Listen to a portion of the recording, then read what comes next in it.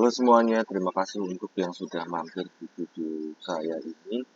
Jadi untuk di video ini saya akan memaparkan atau mempresentasikan terkait aplikasi yang sudah saya bangun, yaitu aplikasi koperasi karyawan. Langsung saja saya persingkat.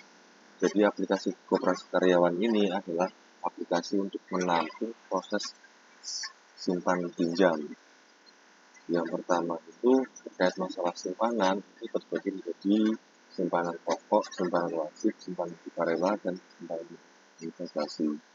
Terus terkait masalah pinjaman, itu di aplikasi ini sudah support untuk pinjaman uang dan proses peminjaman untuk pembelian barang.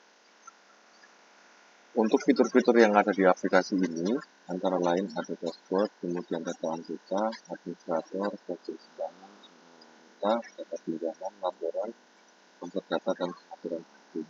Dan aplikasi ini mempunyai dua role user, yaitu pengurus koperasi dan yang kedua adalah anggota koperasi. Untuk yang saya tampilkan pertama ini adalah di bagian menu pengurus koperasi atau admin koperasi. Pada dashboard itu sudah kita berikan informasi terkait nilai total simpanan pokok, kemudian nilai total simpanan wajib, sukarela, kemudian total investasi, dan seluruh total simpanan. Kemudian untuk yang menu selanjutnya adalah menu data anggota.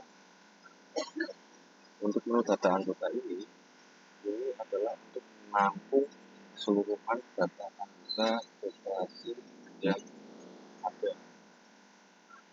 Kemudian terkait data anggota ini sudah kita berikan untuk proses import data gaji karyawan sebagai proses perhitungan untuk nilai plafon pinjaman anggota. Jadi untuk pinjaman anggota itu berdasarkan dari data gaji per masing-masing. Terus untuk import gaji itu bisa dilakukan dengan cara import gaji. Maka di sini akan disediakan template berupa template CSV.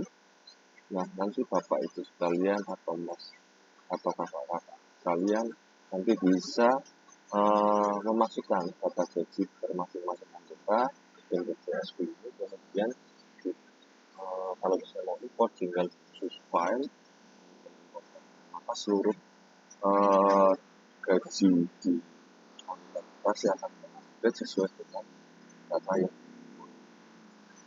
Nah, untuk menu anggota ini kita bisa detailnya, maka akan tampil data seperti ini, atau akan menunjukkan kemudian foto KTP, kemudian keluarga dari. Kenapa hubungan anggota keluarga saya sertakan? Ditakutkan kalau misalnya kok ada anggota koperasi yang masih mempunyai tanggungan pinjaman, itu kita sebagai pengurus koperasi itu masih bisa menghubungi anggota keluarga yang bersangkutan untuk memproses mungkin secara elektronik atau diproses seperti ini. Selanjutnya, untuk menu administrator adalah aplikasi untuk menambahkan data koperasi. Selanjutnya adalah menu posting simpanan. Posting simpanan itu terdiri dari 4 simpanan, pokok, wajib, sukarela, dan investasi. Dan proses posting simpanan itu dilakukan per tiap bulan. Jadi ketika data simpanan di bulan Januari itu sudah balance, maka supaya nanti report terkait proses simpanan itu bisa ditampilkan, maka kita harus memposting terlebih dahulu dengan cara memilih bulan, tahun, kemudian kita pilih simpanan mana yang akan diposting.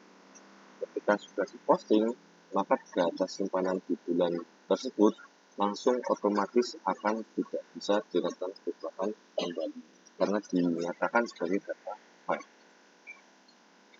Selanjutnya,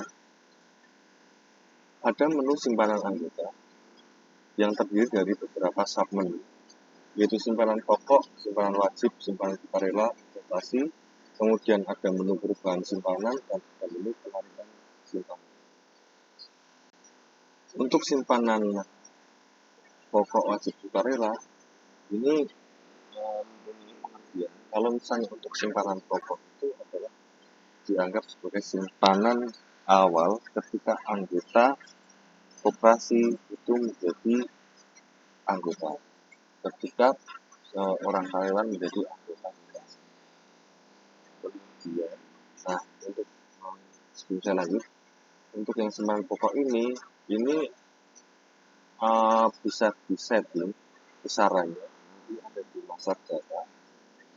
Kemudian untuk simpanan pokok itu sendiri adalah simpanan yang dilakukan oleh anggota koperasi, dilakukan oleh anggota koperasi itu satu kali selama dia menjadi anggota koperasi. Untuk periode selanjutnya tidak ada proses untuk simpanan pokok. Kemudian ada simpanan wajib. Simpanan wajib ini adalah simpanan yang wajib simpanan wajib yang harus dilakukan oleh koperasi per tiap bulan. Sebagai contoh, ini ada beberapa data, misalnya atas nama Irhab, kemudian untuk nilai simpanannya adalah 50, kemudian ada keterangan debit kreditnya dan ada keterangan sudah diposting atau belum. Kemudian ada simpanan sukarela. Perbedaan antara simpanan sukarela dan investasi yang ada di sini, perbedaan antara simpanan sukarela dan simpanan wajib yang ada di sini itu adalah masalah besaran nilai simpanannya. Kalau misalnya simpanan wajib itu ada beberapa perusahaan yang mewajibkan setiap anggota itu memberikan simpanan dalam tiap bulan itu anggaplah 50.000, maka setiap bulan itu si anggota langsung otomatis harus menyimpan simpanan itu sebesar. Namun kalau misalnya simpanan sukarela itu besarannya itu tidak dibatasi, jadi kita boleh menyimpan berapapun. Namun untuk proses simpanan sukarela ini nilai flat. Jadi anggaplah di awal tahun itu si anggota itu mengajukan untuk nilai simpanan sukarela itu 100.000. Maka selama menjadi anggota koperasi, dia harus menyetorkan uangnya sebagai simpanan sukarela itu 100.000. Nah, kemudian bagaimana kalau misalnya kok si anggota koperasi itu ingin merubah nilai simpanan sukarelanya? Maka kita menyediakan fitur perubahan simpanan. Nah, perubahan simpanan ini untuk rulusnya adalah nanti si anggota melakukan proses perubahan simpanan dan kemudian dari pengurus koperasi akan melakukan persetujuan. Apabila persetujuan telah dilakukan, maka untuk proses simpanan sukarela si anggota yang bersangkutan itu akan berubah nilainya pada bulan selanjutnya. Kemudian ada simpanan investasi. Nah, kalau untuk simpanan investasi ini bebas nilainya terserah oleh si anggota yang bersangkutan. Kemudian ada perubahan simpanan yang tadi saya sampaikan. Selanjutnya ada proses penarikan simpanan. Nah, untuk proses penarikan simpanan ini, kalau misalnya sesuai dengan rules umum, data yang bisa ditarik adalah data simpanan sukarela. Nah, kalau misalnya kok masih menjadi anggota koperasi, Jadi itu konsekuensinya, untuk yang bisa ditarik simpanannya adalah simpanan sukarela. Nah, kalau misalnya ada anggota koperasi yang sudah keluar atau sudah tidak menjadi karyawan, maka prosesnya adalah kita harus menonaktifkan dulu anggotanya, kemudian baru kita klik net off untuk menarik keseluruhan data simpanan yang sudah disimpan selama dia menjadi anggota. Maka seluruh data simpanannya akan diberikan ke anggota yang bersangkutan. Itulah proses net off. Kemudian ada proses pinjaman. Untuk yang proses pinjaman ini adalah proses pinjam. Untuk proses pinjaman ini dibagi menjadi dua. Ada pinjaman berupa uang dan pinjaman berupa uang untuk pembelian barang. Untuk pinjaman berupa uang, yaitu dengan cara melakukan proses pengajuan dari milik anggota, kemudian dari admin akan menyetujui. Setelah disetujui oleh admin atau pengurus koperasi, maka tabel angsuran akan diterbitkan. Bentuk tabel angsurannya adalah demikian. Di sini nanti langsung akan diinformasikan berapa dia harus mengangsur dalam satu bulan itu, dia harus berapa rupiah mengangsurnya. Nah, untuk yang jumlah bulannya itu bisa ditentukan oleh si anggota itu tersebut. Nah, terus bagaimana untuk melakukan proses pembayaran? Kalau misalnya untuk melakukan proses pembayaran, misalnya si anggota A pinjam dana anggaplah 2 juta, dan kemudian untuk angsurannya anggaplah dalam satu bulan itu 200.000. Nah, nanti di tabel angsuran itu akan disebutkan di bulan tersebut itu dia harus bayar berapa. Kemudian si admin koperasi itu harus melakukan proses pelunasan ketika di awal bulan dengan cara klik tombol yang ada di sebelah kanan, ini tombol aksi. Kemudian untuk informasi bulan ke dan nominal otomatis akan terisi sesuai dengan nilai angsurannya, dan si admin hanya tinggal melakukan proses dengan cara klik tombol ya proses pembayaran. Maka otomatis statusnya yang sebelumnya belum lunas menjadi lunas. Seperti itu. Nah, kemudian ketika seluruh angsurannya sudah terlunasi, maka otomatis informasi yang di atas kanan akan berubah menjadi lunas. Nah, di sini sebagai contoh, itu ada proses pinjaman oleh seorang anggota, maka akan dihitung nilai pokoknya berapa, kemudian bunga simpanannya berapa, dan angsurannya berapa. Seperti itu. Kemudian untuk selanjutnya adalah proses pinjaman barang.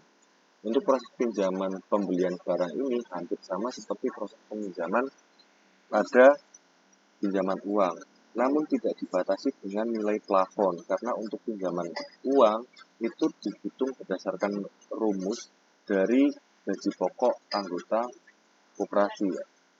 Seperti itu. Tapi kalau misalnya untuk pinjaman barang itu tidak dibatasi oleh plafon anggota koperasi.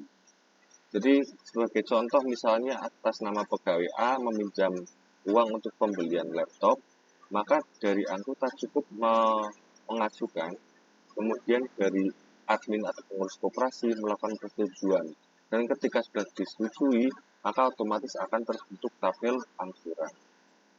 Seperti itu. Kemudian untuk yang menu selanjutnya ada menu laporan yang terdiri dari beberapa menu, yaitu rekapitulasi simpanan, detail simpanan, rekapitulasi pinjaman uang, rekapitulasi pinjaman barang, rekapitulasi digital. Contoh, saya buka untuk detail simpanan atau detail simpanan.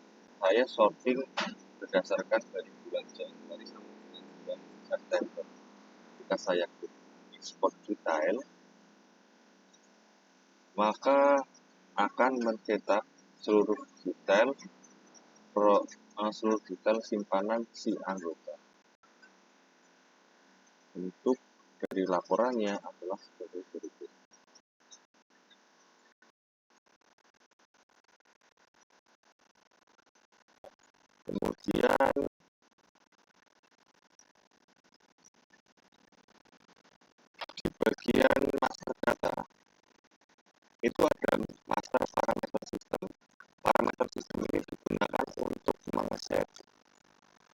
simpanan sekarang itu sudah pada bulan berapa. Jadi kalau misalnya kalau kita ganti bulan, kita harus setting di parameter sistemnya, yaitu sesuai dengan bulan berjalan dan tahun berjalan.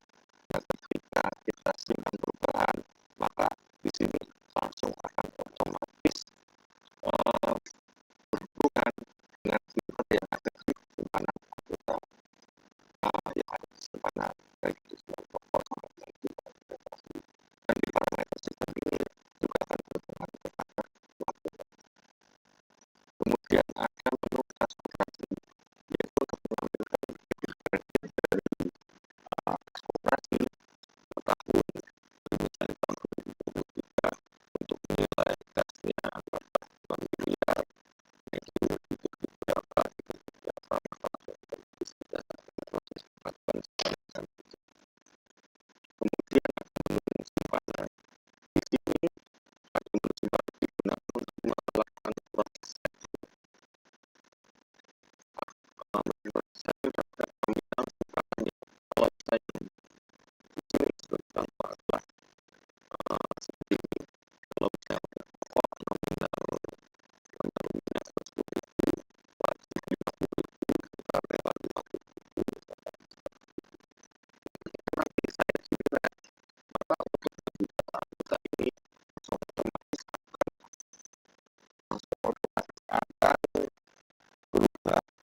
akan berubah nilai simpanannya itu sesuai dengan data makro yang sudah terjadi. Nah, ini berkaitan pada simpanan kita selesaikan saya tambahkan maka misalnya otomatis misalnya akan sesuaikan